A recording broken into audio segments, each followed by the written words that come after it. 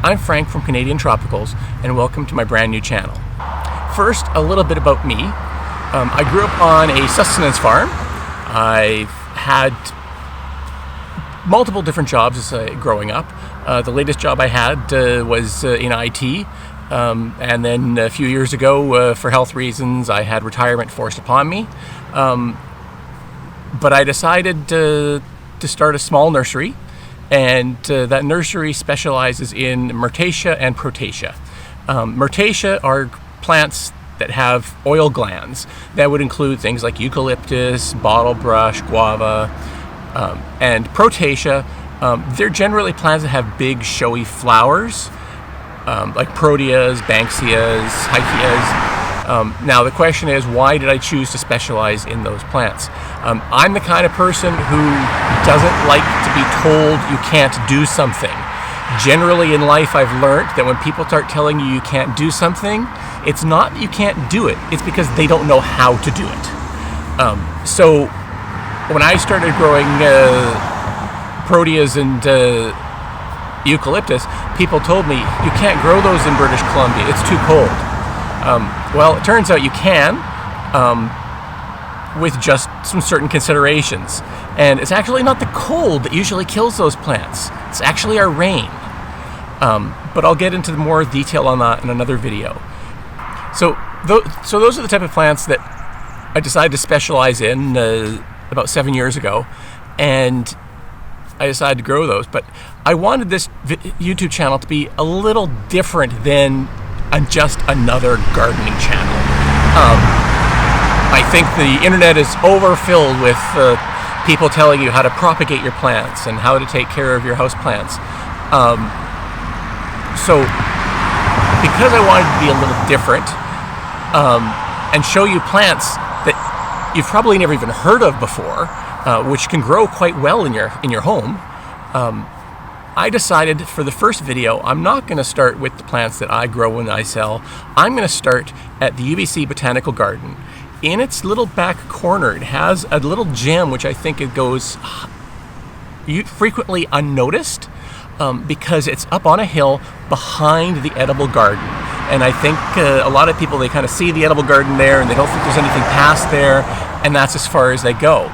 But if you keep on going, you come to the UBC Botanical Gardens section for Australian plants. And I think it's a great introduction to the type of plants that you can consider growing if you're in one of the warmer Zone 8, Zone 9 climates in Canada. And if you're not in those zones, later in the channel, I'll talk to you about how you can grow those same plants indoors. So let's get started and let's go on the tour. So once you're in the garden, when you come through the main gate, you have to walk through the Asian garden and through dense, lush foliage. This is not where you're going to find the Australian plants. You want something drier and higher. When you get to the Moon Gate and Garden Pavilion, hang a left and go through the tunnel. Once you exit the other side of the tunnel, you'll notice it immediately looks a lot drier and rockier. We're in the right direction. Just after you exit the tunnel, you'll find a staircase to your left. Take the staircase up.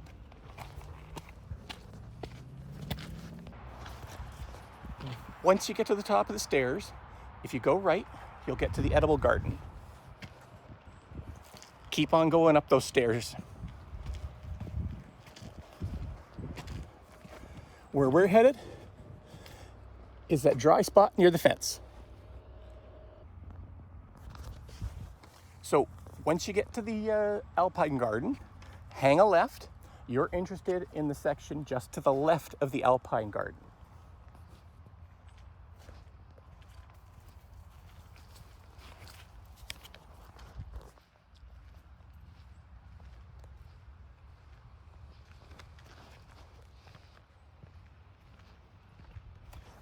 Here, the ground starts to get drier, and keep on going past the yuccas.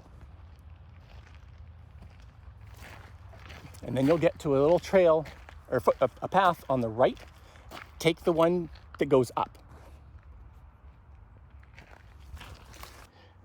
So if you're wondering where we are in the garden on a map, there's the entrance. We came through the tunnel, past the edible garden, and we are now up here in the alpine garden. This is probably the highest point in the garden.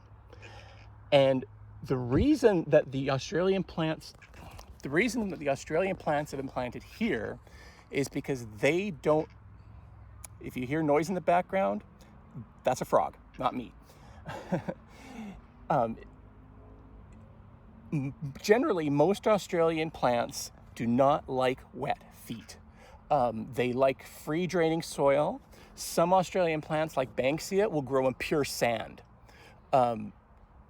So these plants would not survive further down in that Asian lush garden that we entered through. They need to be on sloped terrain, rocky terrain, sandy terrain, that type of area. They want their roots to be able to drain. And something important to note, if you're going to buy a eucalyptus tree to put in the ground, something like a gunnii or a Tasmanian snow gum, those plants, don't buy them taller than 2 or 3 feet. So I've seen some nurseries and they're selling 8, 15-foot tall eucalyptus trees to go in the ground. Don't buy those. And the reason is because a large eucalyptus tree will be just as tall downwards into the ground as it is above the ground. It sends down a giant taproot.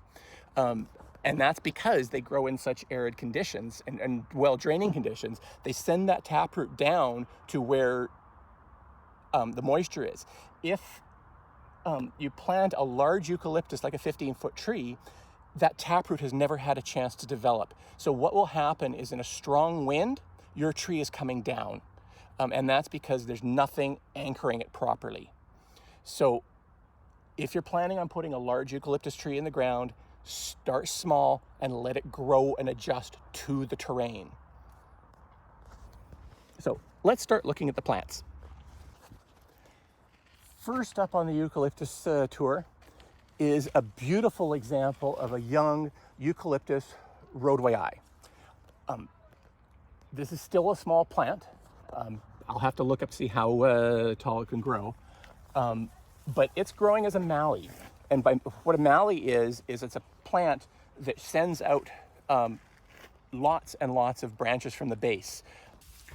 Okay, so what's happened here is that this was actually a large tree a couple of winters ago. It looks like the diameter of the original trunk was probably about 1 foot across. So that's the original trunk in here. And so what happens is we had an extremely cold winter. The tree died off. They cut it to the ground. Eucalyptus are very good at recovering from fires. So the tree just treated it like it was a fire and resprouted all of these new branch growth.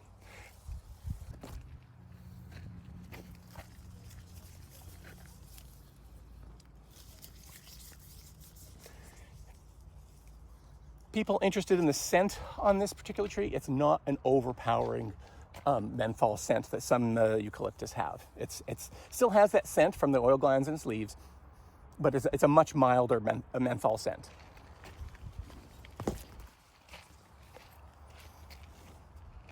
And growing next to it is a bottlebrush, a Callistemon. It's in the same family, Proteaceae, as a eucalyptus tree, but they grow flowers that look like a bottlebrush. This particular one is a Callistemon salignus.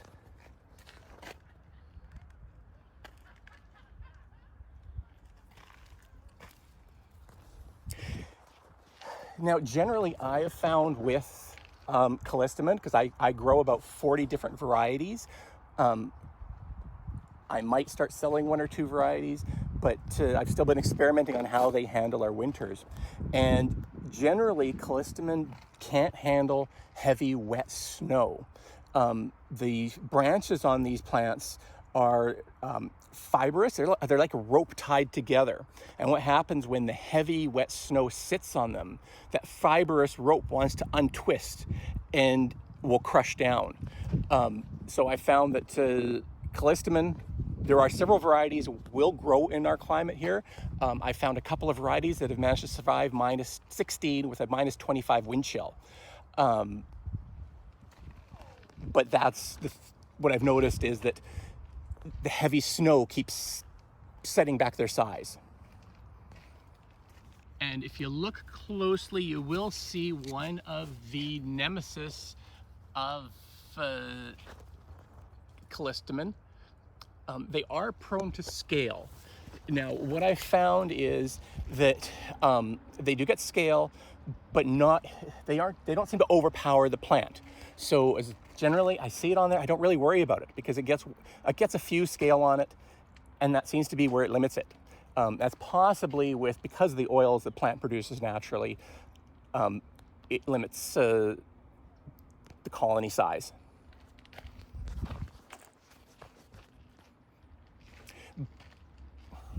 Behind me is about a 15-foot tall snow gum, Eucalyptus pauciflora.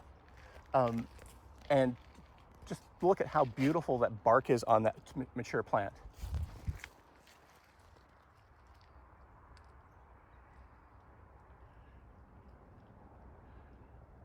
Nice mottled pattern.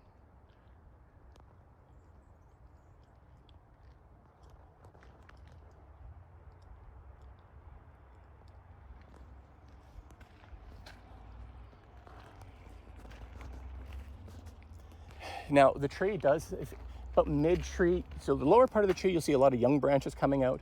Mid-tree you see a lot of dead branches, and the top is where all the mature adult growth is. That's just a pruning issue. That's just something that they've decided to let the plant grow naturally as it would. You can prune off these dead branches, and then you're just left with a smooth bark going up. Further in, we've got another Callistemon. I don't see a label with it. It looks like a Callistemon rigidus, but I can't be 100% certain unless I see it in bloom.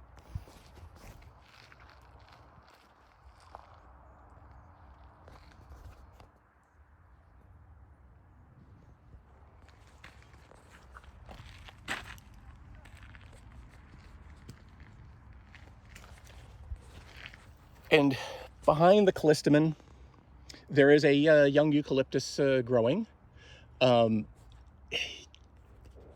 It is next to impossible to identify species of eucalyptus by their leaves. I see YouTube channels all the time. They'll see a eucalyptus tree, they'll point at it and go, oh yeah, that's this, that's that. Eucalyptus are identified by their flowers, not their leaves. And so eucalyptus also cross-pollinate quite readily. And so you can have a batch of seed, especially wild gathered seed, of eucalyptus with huge genetic diversity among those plants. You can have a Eucalyptus gunnii where one plant will have round branches and round leaves, and from the same seed batch, you'll have another Eucalyptus gunnii with square branches and lance-shaped leaves.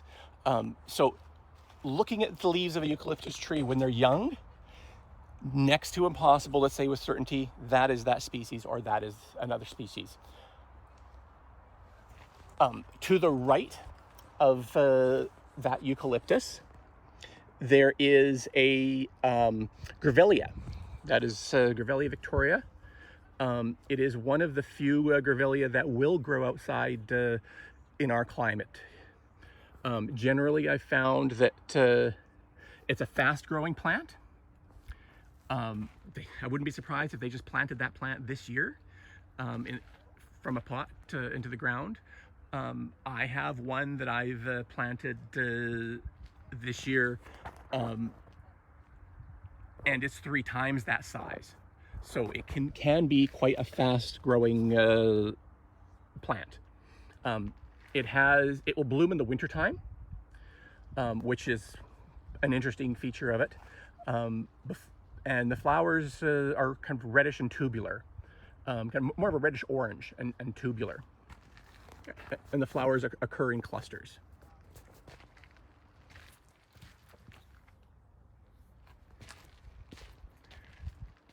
So if I had to bet money on the on that baby eucalyptus tree, it's probably a Eucalyptus pauciflora.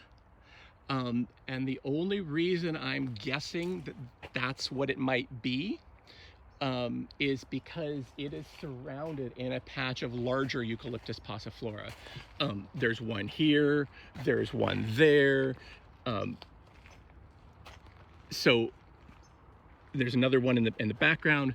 So I have a feeling they kind of favored Eucalyptus pauciflora, subspecies Nefolia, because it seems to do well in this corner and it gives them a lot more eucalyptus density.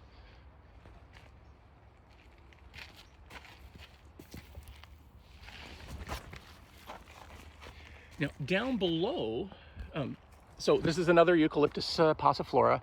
Once again, that bark is just amazing on it.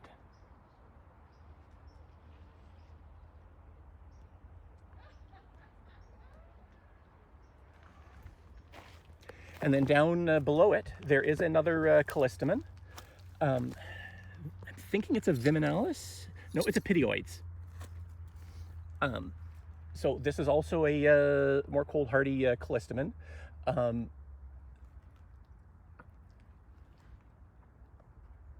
And you can see the leaf difference between this Callistemon. They're more smaller and more hairy, as opposed to the rigidus, which are harder, smoother, and more green.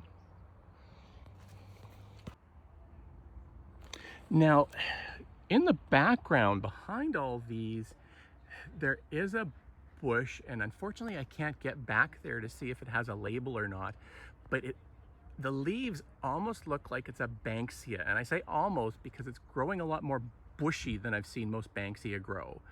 But it could be a variety that grows like a bush, as opposed to a tree. But it would have been nice to be able to get back there and see what is that plant exactly. But from way back here, it looks like it could be a Banksia. Now, I know they had some Banksia. They had a couple of Banksias growing here before, and they got killed off by the harsh winter that we had.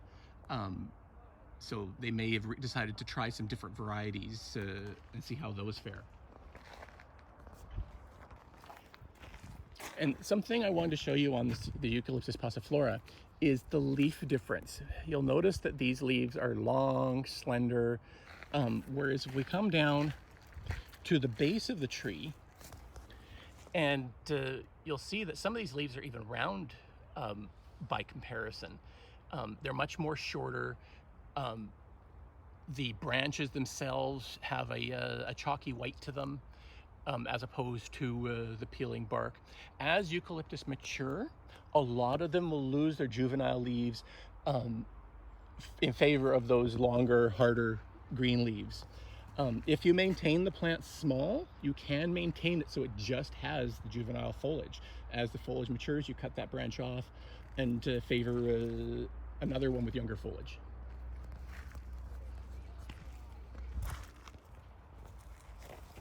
Now, as we move over, we come across another Eucalyptus pauciflora, but this time it's a different subspecies.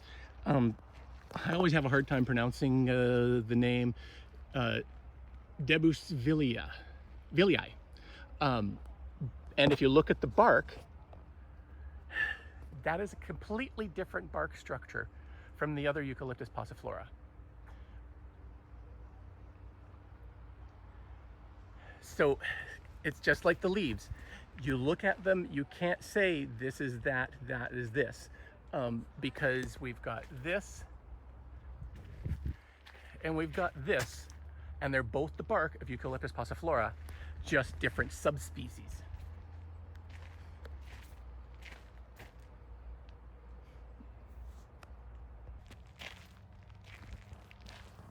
So as we come down and around, here is another Grevillea victoriae. And this one has its flower clusters still intact. And those clusters will eventually open up.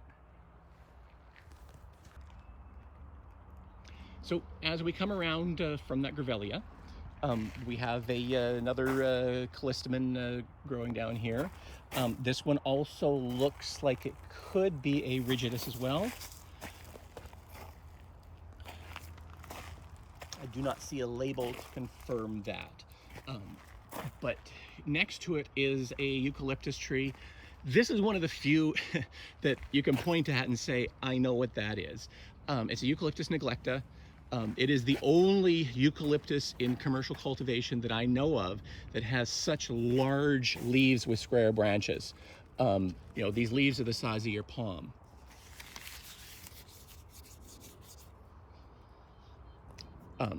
This plant has a stronger menthol smell, but it maintains at a much smaller size than the pauciflora or Tasmanian snow gums or the Eucalyptus gunnii.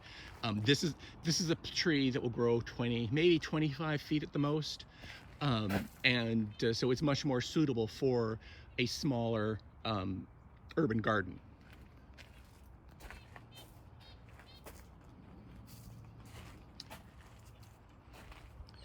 This is and as we get around the corner, we come to probably the largest eucalyptus that they have in their eucalyptus tree that they have in their collection. And it is a beautiful in size. It has weathered minus 16 degree winter and didn't even notice it. And you know, look at this beautiful peeling bark that comes off of it.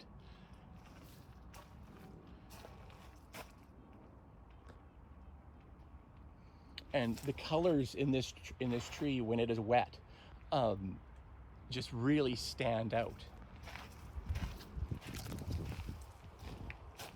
So around to the other side of the tree, there is a branch that's been cut off.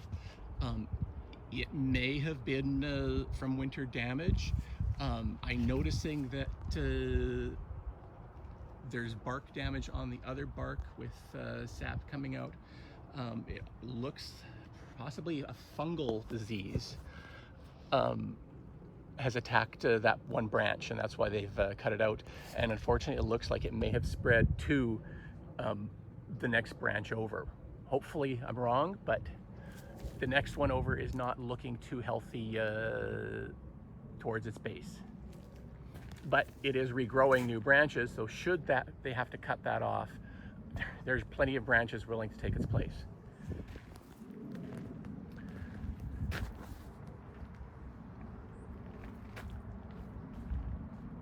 And then odor on this one,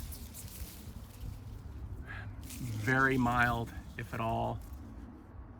Yeah, very, very mild smell, if any. And it has its seed pods still intact.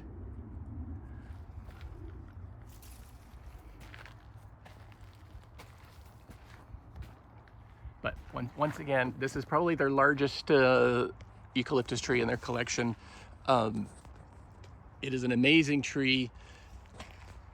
It's Eucalyptus coccifera. Probably for the average garden, this plant is too big. However, if you want to grow it in a pot and maintain it as a bonsai, that's possible.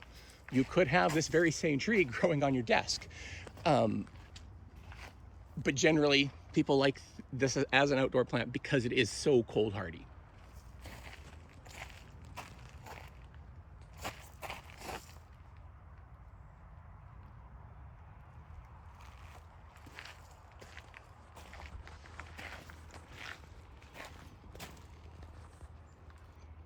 And another young eucalyptus growing in the background. Also possibly a pauciflora, but it could also be anything. really. It's just too young and small to point at and say with certainty, yes, that's what it is.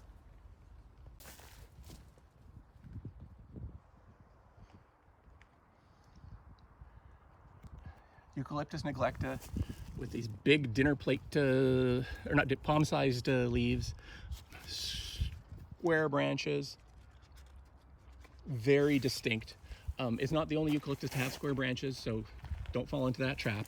But it is the only one that I know of that has such large leaves as a juvenile plant.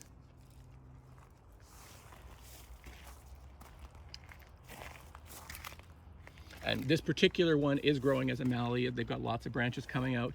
I wouldn't be surprised if there was an adult tree here at one time, just like the other one, that died down, and now these are coming out from the base. Because generally, Eucalyptus neglecta grows as a single trunk specimen. If I had to put money on a tree type again, I'm gonna say it's a Eucalyptus rodwayi. And that's only because they have another one, a younger one, or well, now younger, but it used to be mature. Another one growing just a few feet away from it, and they seem to cluster the eucalyptus types. So if it's anything in this garden, and if it pairs up with anything, I would say it's a Eucalyptus rodwayi. However, with that note, I'm not seeing any young foliage on this plant that matches the young foliage coming off the other tree. And tucked in the background, I've noticed that there is another eucalypt that they're trying to grow. This is definitely a completely different species than any of the others that's growing here. Off the top of my head, I can't remember it, but based on leaf type, branch color and all that, I would put it towards something that's called a small leafed eucalyptus. But I'm not, like I said, I can't be certain. So I hope you've enjoyed this tour of the UBC Botanical Gardens, very tiny Australian section. But within this tiny section, they have a lot of species planted. You've got eucalyptus, you've got Grevillea, you've got Callistemon, you've got leucospermum, you've got hebes, you've got a wide, they managed to actually fit quite a variety into this very small area. But hopefully you've enjoyed this, and hopefully it hasn't been just another gardening show that walks you around and says, look at the pretty plants. Hopefully you've also developed a little bit more of an understanding of what these plants are, how they grow. Hopefully aren't that scared now to try and bring these plants into your own environment. Like I said, some of these plants, they make excellent yard plants. Some, you have to have a very big yard. But there are also some that are suited for much smaller yards. And many eucalypti or eucalypts are well suited for growing in pots, and many are used as bonsai, if that's the route you want to go. I'll have a link below for my shop on Etsy. Just a note, I am in Canada. I only ship within Canada. I do not ship outside of Canada. So thanks for listening. Thanks for being here.